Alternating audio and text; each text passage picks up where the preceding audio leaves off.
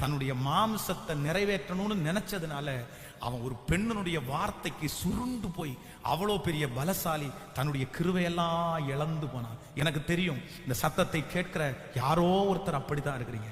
நீங்க ஸ்பெஷல் இல்லை sister, brother, நீங்க ஸ்பெஷல் இல்லை. அது என்ன மாம்ச இச்சை? எத்தனை நாள் அதுல சந்தோஷமா இருக்க முடியும்? எத்தனை நாள் அதுல மகிழ்ச்சியா வாழ முடியும்? இல்ல, உங்க வாழ்க்கையை நீங்களே கெடுத்துக்காதீங்க.